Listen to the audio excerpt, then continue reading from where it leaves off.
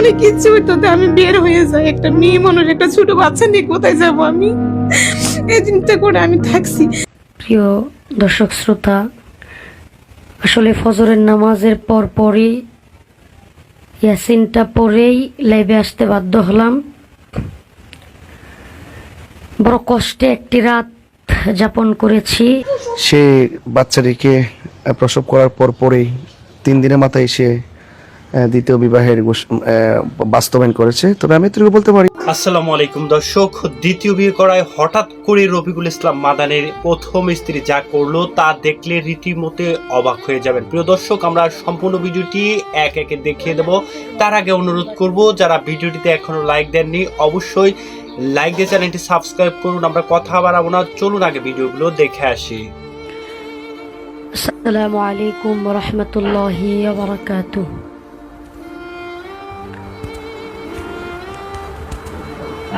প্রিয় দর্শক শ্রোতা, আসলে ফজরের নামাজের পরই ইয়াসিনটা পড়েই লাইভে আসতে বাধ্য হলাম। বড় কষ্টে একটি রাত যাপন করেছি, এটা বলার মতো ভাষা আমার জানা নেই।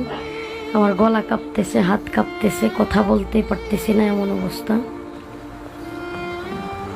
এত বড় আঘাত, এত বড় ধাক্কা জীবনে কখনো খেয়েছি কিনা আমার জানা নেই।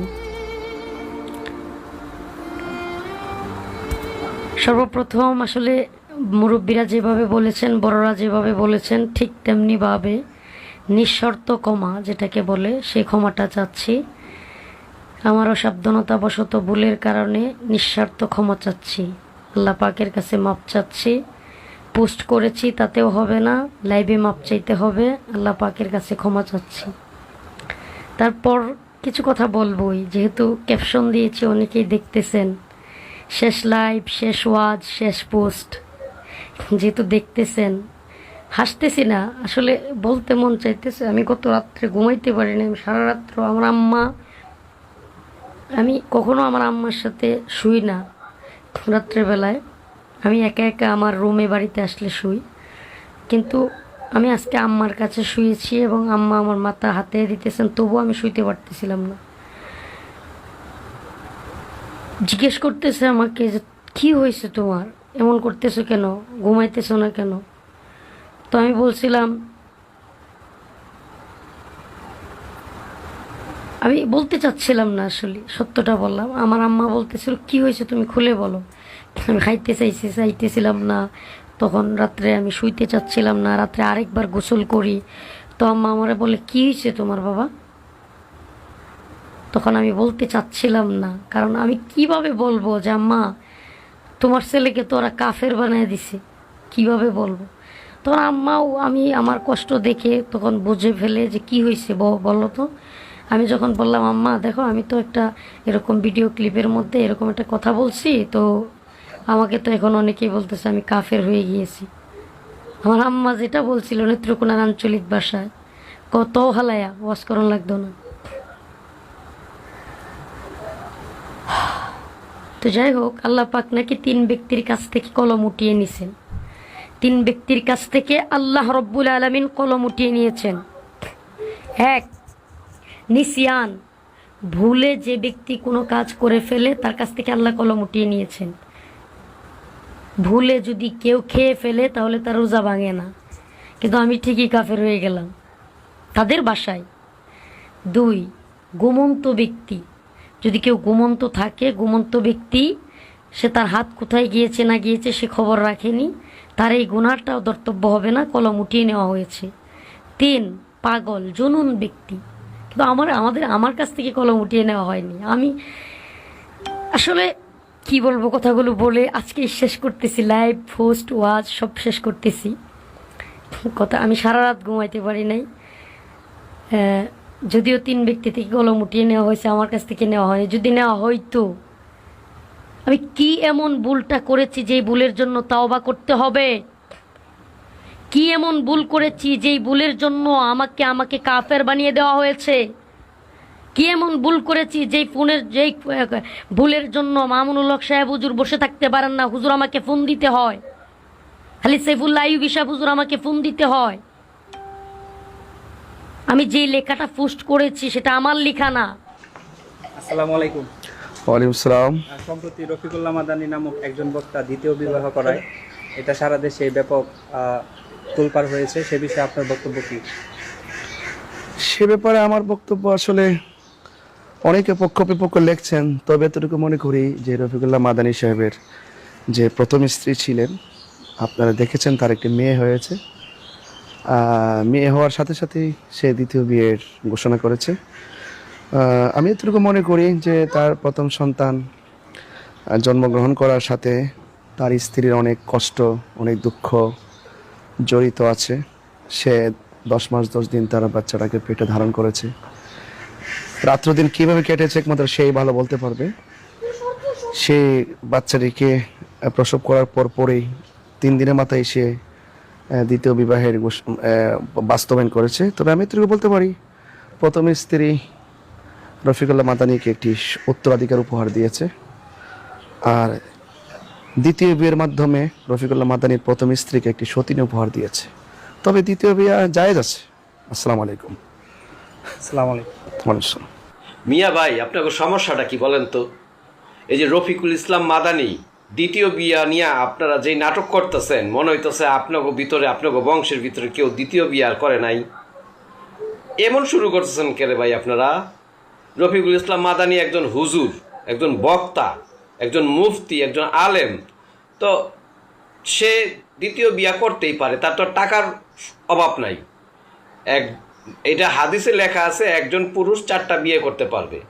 তো এই যে কি বলে বাইট্টা হুজুর, আপনারা যারা বলেন যে বাইট্টা হুজুর, এই বাইট্টা হুজুর তো মোটামুটি মনে করে যে টাকা পয়সা ভালোই আছে।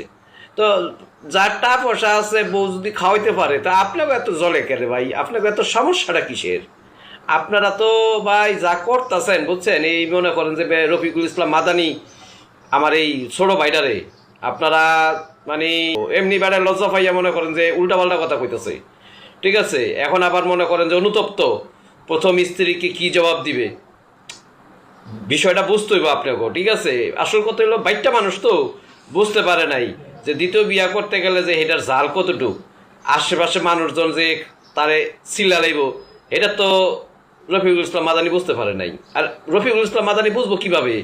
তার যে শ্বশুর আব্বা তিনি তো 9টা বিয়া করছেন, বিশাল কাজ করে ফেলেছেন। 9 বিয়াইতে আলা বেড়া শ্বশুর হয়েছে, তো হের জামাই 2টা হয়েছে মাত্র, আর 2টা করবে। 4টা তো অন্তত পক্ষে রফিকুল ইসলাম মাদানী 4টা করবে। ঠিক আছে, হুজুরগো ভিতরে কিন্তু আবার এই ধরনের চিন্তা ভাবনা আছে। হ্যাঁ, 2-4টা বিয়া করলে এটা কোনো যায় আসে না। কারণ কি, তারা তো কষ্ট করে খায় না রে ভাই, তারা মানে ওই যে কি কয়, বক্তব্য দিয়া খায়। ঠিক আছে, ওয়াজ মাহফিলে যায়, বিশাল বিশাল আয়োজন করে, বেড়াগম রোস্ট মোস্ট খাওয়ায়, পোলাও মাংস খাওয়ায়, আবার টাকা পয়সাও দিয়া দেয় একেবারে বস্তায় বস্তায়। কথা বলছেন না? তো হুজুররা যদি এগুলা না করে তো করবোটা কেটা? তো যাই হোক ভাই, এমন কথা হইলো ভাই, এই রফিকুল ইসলাম মাদানী ভাই ছোট মানুষ, আপনারা এত চাপ দিয়েন না। রফিকুল ইসলাম মাদানী সাহেব, আপনার এই পাটকাঠির মতো ছোট্ট পাইপের মধ্যে এত গুণা ছিল যে গুণা থেকে বাঁচার জন্য এইভাবে একটা বিয়ে করতে হবে, যেখানে আপনার বউ প্রেগনেন্ট, খুব তাড়াতাড়ি বাবা হচ্ছেন, আপনি যে কারণে আপনার বউ হাসপাতালে যাবে, আবার সেটা উৎসব করবেন, মিষ্টি খাবেন, আর মগা কি সব বলবেন। আপনাদের কি লজ্জা হয় না? একটি মানুষত্বের কাছে মনুষ্যত্ব আছে? যেইখানে আলেমরা এইসব কাজ করে সেখানে সমাজ কিভাবে ভালো হবে?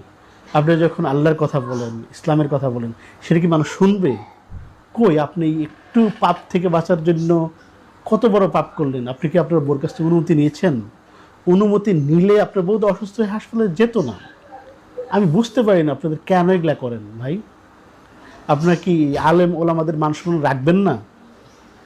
এই নিউজটা শোনার পর থেকে গা ঘিনঘিন করতেছে।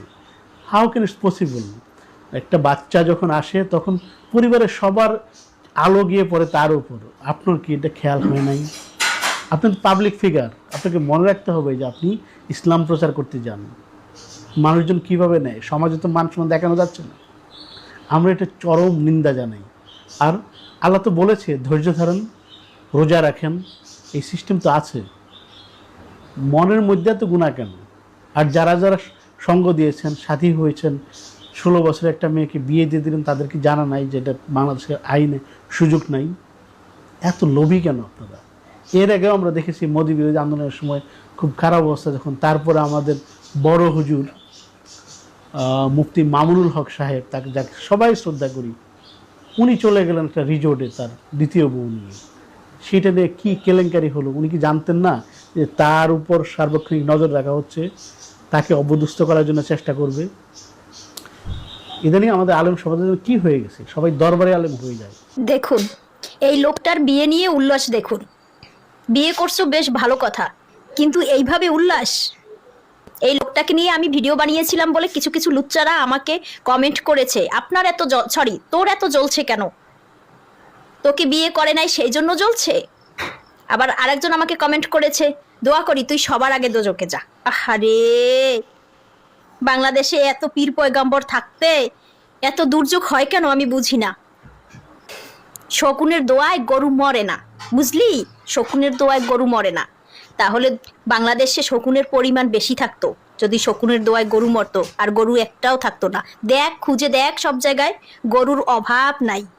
আর শকুন সারা দেশ খুঁজলেও একটা পাওয়া যায় না, বুঝলি? এইবার আমারে বিয়ে করে নাই দেখে আমার জ্বলছে। আচ্ছা শোন, তোরা আমার জামাইরে দেখছো?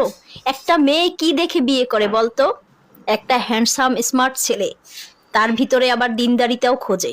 কিন্তু তোর ওই মাদানির ভিতরে কি আছে আমি বলতে চাই না। ওই যে বড় বড় মরিচের পাশে ছোট কিছু মরিচ থাকে না, সেগুলোর আমরা কি বলি? ধান্য মরিচ। তো তোর ওই মাদানি হইলো ধান্য মরিচ। আমি কাউকে ছোট করে কথা বলতে আসি নাই, কিন্তু তোদের কারণে বলতে হলো। একটা অসহায় মেয়েকে প্রেগনেন্ট অবস্থায় রেখে যে বিয়ে করতে পারে, তার পক্ষে তোরা কথা বলিস। আচ্ছা, এমন কাজটা যদি তোর মেয়ের সাথে কেউ করতো, তোর জামাই, যারা এই হুজুরকে সাপোর্ট করছেন, তাদের মেয়ের জামাই যদি তাদের মেয়ের সাথে এমন করে যে শ্বশুর আব্বা আপনার মেয়ে তো এখন রিজেক্ট হয়ে গেছে, সে আমাকে শারীরিক সুখ দিতে পারছে না, সেজন্য আমি আর একটা অপশন খুঁজে নিলাম, প্লিজ ডোন্ট মাইন্ড, কি করবেন তখন? যদি আপনার বাবা বলে যে বাবা তোমার মা বুড়ি হয়ে গেছে, সে এখন আর আমাকে শারীরিক সুখ দিতে পারছে না, তাই তোমার জন্য আর একটা মা নিয়ে আসলাম, কেমন লাগবে তখন? যদি তার বোন জামাই এসে বলে তোমার বোন প্রেগনেন্ট, আমার শারীরিক চাহিদা পূরণ করতে পারছে না, তাই আমি আর একটা বিয়ে করলাম, তখন কেমন লাগবে? হ্যাঁ, লুচ্চারা লুচ্চাদের পক্ষে শুধু দালালি করস। আমি একটা ভিডিও দিয়েছিলাম বলে আমাকে কমেন্ট বক্সে অনেক বাজে কথা বলে গালি দিয়েছো।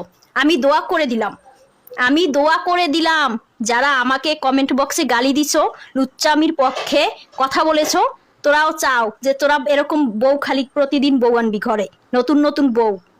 টিকটকার মেয়েকে বিয়ে করলেন রফিকুল ইসলাম মাদানি, পিচ্চি বক্তা, যাকে আপনারা পিচ্চি বক্তা হিসেবে চিনেন। উনি টিকটকার একটা মেয়েকে বিয়ে করেছেন। এটা আমার কথা না, এই যে ইনফো বাংলা একটা নিউজ পোর্টাল, ওটা লিখেছেন টিকটক থেকে পরিচয়, সেখান থেকে বিয়ে। এই যে টিকটক থেকে পরিচয়, এই জন্য অনেক মানুষ রফিকুল ইসলাম মাদানি সাহেবকে গালি দিচ্ছেন। অনেকে আবার 2-3 বিয়ে পছন্দ করে না, এই জন্য গালি দিচ্ছেন।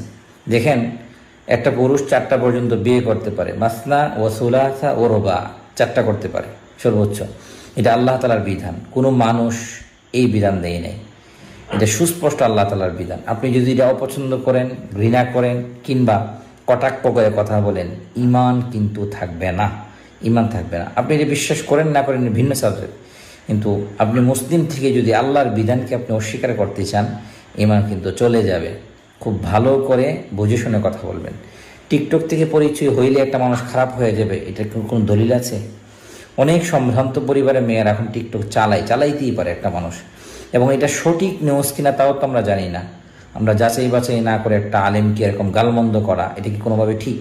এবং সে নিশ্চিত করেছেন সে গুনাহ থেকে বাঁচার জন্য দ্বিতীয় বিয়ে করেছেন, এবং সে 2 বই রাখার মতন সক্ষমতা আছে। আলাদা আলাদা সে রাখবেন, মর্যাদা দিয়ে রাখবেন। তার জন্য আপনারা দোয়া করেন, অন্তত একটা মেয়ে সে তো তার কাছে আসতে পেরেছে। মেয়েদের সংখ্যা এমনিই বেশি। আল্লাহ তাআলা এই বিধান কেন দিয়েছেন? অবশ্যই মানবজাতি কল্যাণের জন্য দিয়েছেন। মানুষ তো আল্লাহর চেয়ে বেশি বুঝবে না, আল্লাহর চেয়ে কম বুঝবে। এই জন্য এইগুলো মেনে নেওয়া, গালি দেওয়ার আগে বারবার বোঝা, টিকটক থেকে পরিচয় হইলে কোনো মানুষ নাপাক হয়ে যাবে, খারাপ হয়ে যাবে, বিষয়টা এমন না। এই জন্য কোনো আলেম সম্পর্কে কথা বলতে গেলে আমাদের সতর্ক হওয়া উচিত। হতভাগা স্ত্রী কারা জানেন? ওই সমস্ত নারী, যে সমস্ত নারী তাদের স্বামীরা ওই নারীর কষ্ট বোঝে না। অনেক স্বামী এমন রয়েছে যে স্ত্রী যে কষ্টে আছে এটা সে বোঝে না। অনেক স্বামী এমন আছে যে স্ত্রী যে কষ্ট পাচ্ছে সেটাও সে বোঝে না। সে কি কারণে রেগে আছে সেটাই জানে না। অনেক স্বামী এটাই জানে না যে রেগেই আছে। এরকম অনেক স্বামীর ভিতরে থাকে। তো আপনাদের যাদের স্বামী এমন, এই সমস্ত হতভাগা স্ত্রী, এই সমস্ত হতভাগা যার স্ত্রী রয়েছে তাদের কষ্টের শেষ নেই। এরপরে 2 নম্বর, ওই সমস্ত স্বামী যাদের স্ত্রীদের চোখের পানি তারা বোঝে না, চোখের পানির মূল্যায়ন তারা দিতে জানে না। অনেক স্ত্রীর স্বামী এমন রয়েছে যে তারা যখন কাঁদে বা কোনো কারণে কষ্ট পেয়ে তাদের চোখ থেকে অসরে পানি ঝরে। তো এই সমস্ত যারা স্বামী রয়েছে তারা তাদের চোখের পানির মূল্যায়ন করতে পারে না, চোখের পানির তারা মূল্য দিতে জানে না। এই চোখের পানি তাদের অন্তরকে নাড়া দেয় না। চোখে পানি ফেলতেছে আর স্বামী স্বামীর মতো কাজ করতেছে, তার কোনো ভ্রুক্ষেপে নেই, তার কোনো অনুশোচনাও নেই, কষ্টও পায় না, চোখের পানির মূল্যায়নও দেয় না। এরপরে 3 নম্বর, ওই সমস্ত নারী তাদের স্বামী তাদের ভালোবাসার মূল্য বোঝে না। অনেক স্বামী এমন রয়েছে তার স্ত্রী তাদের কলিজা দিয়ে ভালোবাসে, তাকে আলিঙ্গন করে রাখতে চায়, সবসময় তার কাছে রাখতে চায়, কিন্তু ওই হতভাগা স্বামী এই স্ত্রীর মনের কথা সে বোঝে না। স্ত্রীর কথা সে একটুও দাম দেয় না, স্ত্রীর কথা সে শুনতে চায় না। অনেক স্বামী এরকম রয়েছে। তো যেই সমস্ত স্ত্রীদের স্বামীগুলো এমন, তাদের কষ্টের শেষ নেই, আমার মনে হয় তারা দুনিয়ার জমিনের ভিতরে হতভাগা একজন স্ত্রী। তো আল্লাহ তাআলা এই সমস্ত স্ত্রীদেরকে হেফাজত করুক। আর প্রত্যেকটা স্বামীদেরকে আমি নসিহত করতে চাই, আপনারা আপনাদের স্ত্রীর সাথে ভালো ব্যবহার করবেন, কারণ তার সব কিছু ছেড়ে আপনার কাছে সে এসেছে। সুতরাং এই আমত অবস্থায় আপনার উচিত তাকে আপনার আগলে রাখা, তার সবটুকু দায়িত্ব আপনাকে নিয়ে, তার কি সুখ আহ্লাদ, তার কোন জায়গায় ভালো লাগা, কোন জায়গায় খারাপ লাগা, সব কিছু বুঝে সেই অনুযায়ী তাকে কন্ট্রোল করায়, সেই অনুযায়ী তাকে মানিয়ে নেওয়া। তারা এই হারাম প্রেম রিলেশন নিয়ে কোনো কথা বলে না। তারা শুধু কথা বলে কি নিয়ে, রফিকুল ইসলাম মাদানী দ্বিতীয় বিয়ে কেন করেছেন, তারা এই বিষয় নিয়ে কথা বলে। আসলে দেখেন, তিনি দ্বিতীয় বিয়ে করেছেন, তিনি যদি 2 বউ একসাথে খাওয়াতে পারেন, ভরণ পোষণ দিতে পারেন, কোনো দোষের বিষয় নয়। কিন্তু এটা তখন দোষের বিষয় যদি রফিকুল ইসলাম মাদানী সাহেব দ্বিতীয় বিয়ে করার পরে প্রথম স্ত্রীর উপর জুলুম করে, তাহলে এটা হবে অন্যায়। কিন্তু রফিকুল ইসলাম মাদানী যদি দ্বিতীয় বিয়ে করার পরে দোনো স্ত্রীর উপর, দোনো বিবির উপর যদি ইনসাফ করে, ন্যায় বিচার করে, তাহলে এটা অন্যায় বা দোষণীয় কোনো ব্যাপার নয়, দোষণীয় কোনো বিষয়ই নয়। একটা কথা কি, দেখেন দ্বিতীয় বিয়েটা কখন থেকে আমাদের সমাজের মধ্যে খারাপ হয়েছে। আমাদের সমাজের মধ্যে একটা সময় এরকম গেছে যে আওয়াম মানুষ যারা আলেম নয় বা যারা শরীয়তের বিধিবিধান সম্পর্কে অবগত নয়, অনেকে এমনটা করেছে যে 1 বউ খাওয়ানোর সামর্থ্য নাই, 2 বিয়ে করে বসে আছে। 1 বউ চালাইতে পারে না, 2 বিয়ে করে বসে আছে। যদি ব্যাপারটা এরকম হতো যে রফিকুল ইসলাম মাদানী 1 বউ খাওয়াতে পারে না, দ্বিতীয় বিয়ে করে বসে আছে, তাহলে বিষয়টা অন্যায় বলে বা এই খারাপ বলে বিবেচনা করা যেত। কিন্তু তিনি যদি 2 বউ খাওয়াতে পারেন একসাথে, 2 বিবি একসাথে লালন পালন করতে পারেন, 2 বিবির খরচ, ভরণ পোষণ ইত্যাদি একসাথে দিতে পারেন, তাহলে এটা তো খারাপ হওয়ার কোনো যৌক্তিকতাই আসে না। আরেকটা বিষয় হচ্ছে কি, দেখেন আপনার চোখে আজকে দ্বিতীয় বিয়েটা খারাপ হচ্ছে, তিনি দ্বিতীয় বিয়ে করেছেন, এটা নিয়ে আপনি বাজে মন্তব্য করতেছেন। কিন্তু আপনি কি নিজেকে প্রশ্ন করেন, আপনি কি কখনো সেদের নিয়ে কোনো মন্তব্য করেছেন? আপনি কি কখনো যারা এই হারাম রিলেশন, এই বয়ফ্রেন্ড গার্লফ্রেন্ডের বন্ধনে আবদ্ধ, তাদেরকে নিয়ে কোনো এই পোস্ট করেছেন, তাদের বিরুদ্ধে কিছু বলেছেন? শুধু পারতেছেন কি, রফিকুল ইসলাম মাদানী সে আলেম মানুষ, ওই সাদা জামায় কাঁচরা লাগে বেশি। একটা কথা আছে আমাদের সমাজে যে সাদা জামায় কাঁচরা লাগে বেশি, ময়লা বেশি লাগে, দেখা যায় বেশি। আমাদের সাদা জামা ময়লা বেশি লাগে, কাঁচরা ময়লা একটু লাগলে কি বেশি দেখা যায়। তিনি বিয়ে করেছেন, এখানে দোষণীয় কোনো কিছুই করেননি। এরপরেও আমাদের সমাজের কিছু মানুষ এমনভাবে এটাকে উল্লেখ করতেছে, এমনভাবে এটাকে লিখতেছে যে মনে হয় যেন সে এমন কাজ করেছে যেটা খুবই জঘন্য কাজ হয়ে গেছে।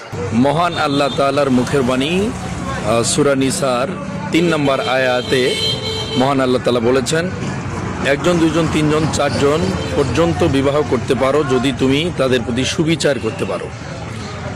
আমরা সেখানে কোরআনুল কারিমের আয়াতের লঙ্ঘন করছি।